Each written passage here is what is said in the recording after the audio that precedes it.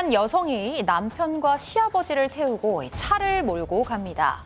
그런데 가는 길 내내 남편의 비명 소리가 끊이질 않는데요.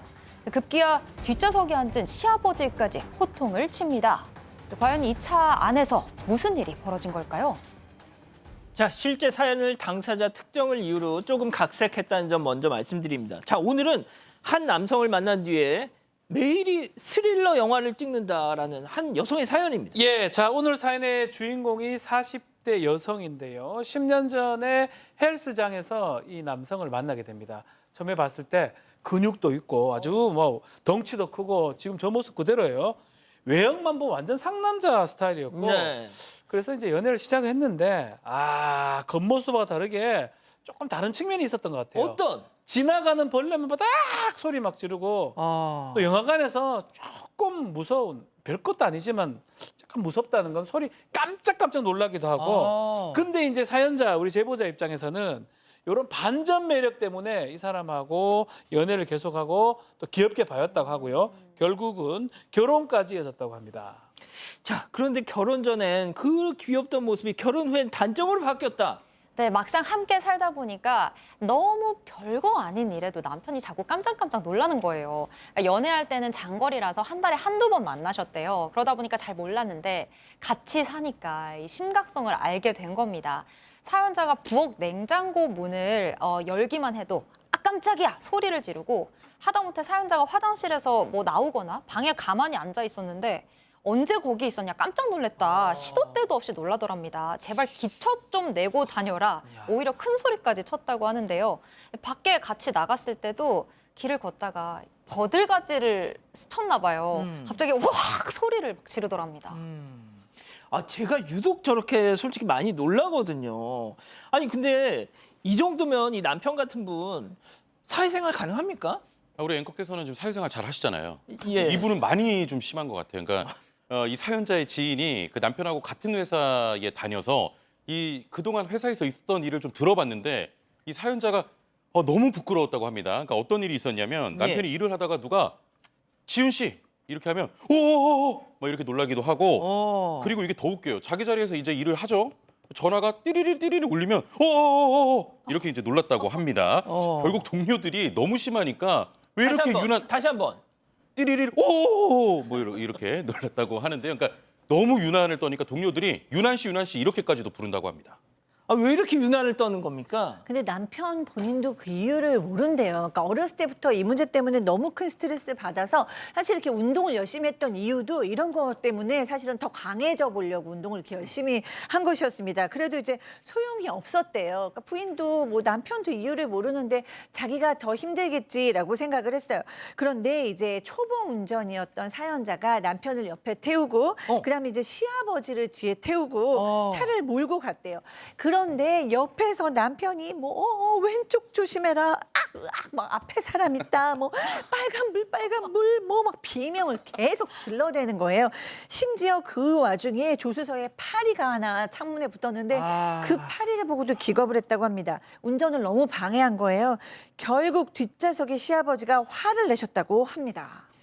자, 오늘은 특별히 김하은 아나운서가 아내 역할을 맡습니다. 그리고 남편 역에 박지훈 변호사, 그리고 시아버지 역엔 최영진 평론가님. 자, 별별 극장 레디 액션. 아유 소리 좀 그만 질러라. 다른 게 아니고 너 때문에 내가 죽겠어. 진짜 파리가 창문 밖에 있는 줄 알았는데 안에 있었잖아요. 아이고 놀라라 내 심장아. 넌 심장이 아프니? 난 너 때문에 머리가 아프다. 어우, 내 두야 진짜. 이러다 사고 나겠어. 나는 자기 운전하는데 또 도움 주려고 파리 오면 안 되잖아. 그런 거 아니가. 야 진짜 야 하은아. 얘 한 번만 더 소리 지르면 그냥 확 길바닥에 그냥 버려라. 내가 진짜 무서워서 죽겠다. 여보, 부탁인데 그냥 눈을 감아. 눈 감고 아무것도 보지 말고 아무 얘기도 하지 마. 아니 내가 일부러 놀라는 줄 아냐. 내 몸하고 이 마음이 따로 논다 이거. 야, 진짜 우리 박 변호사님의 연기는 이 직업 연기자는 진짜 와. 다르다, 진짜. 죄송합니다. 말씀해 주세요. 예.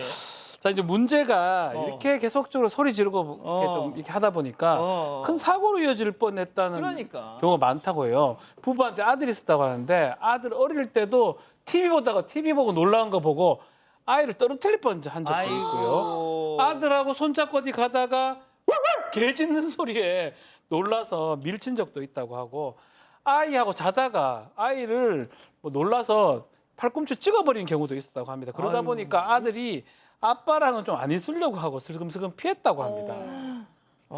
아니 그런데 사연자의 진짜 고민은 지금부터입니다. 최근 7살 된 아들이 이 유전자의 힘이 이거 무시 못합니다 이거. 이거 남편만 그러면 그러려니 할 텐데 이게 아들도 똑같은 거예요. 그러니까 유치원에서 전화가 옵니다.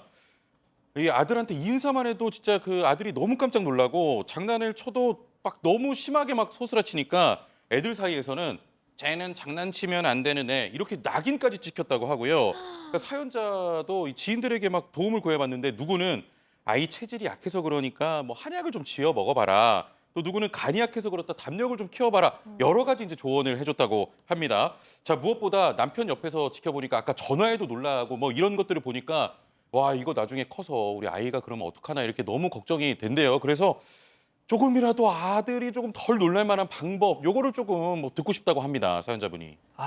근데 제가 앞서 이제 제 얘기 같다고 했잖아요. 저희 영화관에서 공포 영화도 아니야. 그냥 갑자기 팡 하면 으아 막 이런다니까. 그래서 저도 그래요. 저도. 진짜? 네. 얘기해 그럼. 저는 진짜 놀랬던 게 어. 그 신랑이랑 저랑 운전하면서 되게 자주 다투거든요. 근데 사연자분이 차 안에서 벌레 보고 놀랐다고 했잖아요. 똑같은 경험을 한 적이 있어요. 오. 근데 신랑이 아니 벌레 요만하고 자기 이만한데 놀래도 벌레가 놀래지 왜 네가 놀래냐 저한테 그러는 거예요. 그또 운전 습관이 완전 달라요. 저는 완전 안전제일주의인데 신랑은 좀 효율성을 중시하거든요. 그래서 막 저는 막 무슨 일 날 것 같고 막 먼저 막 화들짝 놀랬었어요. 근데 약간 막 연애할 때는 손으로 이렇게 막 막아주고 박 변호사님. 박 변호사님. 자 이거는 뭐 어떻게 치료 뭐 이런 부분이 아니고 이제 언제 끝날지 예, 모르겠어요. 제가 봤을 때는 저는 좀 안 놀라는 편이거든요. 진짜? 연기는 뭐 그렇게 했지만 항상 뭐가 나올 거라고 생각하고 사십시오. 인생은 항상 위기다, 좋은 고통이다. 방법. 영화 볼 때마다 계속 나올 거다 생각하면 스트레스는 받지만 예. 놀라진 않아요. 좋은 방법 한번 같아요. 생각해 보세요. 교수님. 저는 그렇게 합니다. 어떻게 예. 생각하십니까?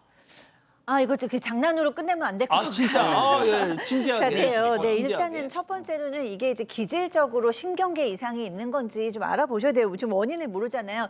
자율신경계가 민감한 건지 기질적으로 타고난 건지 아이도 이게 유전된 건지 아실 필요가 있을 것 같고요. 그게 아니라면 이제 심리적인 어떤 트라우마로 몸에 각인되었을 수 있어요. 어렸을 때부터 불안이 굉장히 쌓여 있어서 늘 경계 상태가 되어 있는 거죠. 뭐 이런 걸 수도 있고 문제는 이제 아이가 그걸 학습한다는 거예요. 아빠가 그렇게 작은 소리를 놀랄 때마다 소리는 위험한 거구나 이렇게 될 수 있어요. 오늘 제보자께서 어떻게 했으면 좋겠느냐라고 얘기하셨는데요. 아빠는 체계적 둔감법이라든가 뭐 누치치라라든가 CBT라든가 이런 심리 상담에서도 도와줄 수 있는 게 많고요. 예. 다행히 아이는 더 효과가 좋을 수 있습니다. 그러니까 놀이치료나 심리치료나 부모교육 등을 통해서 충분히 도와줄 수 있습니다. 좋습니다.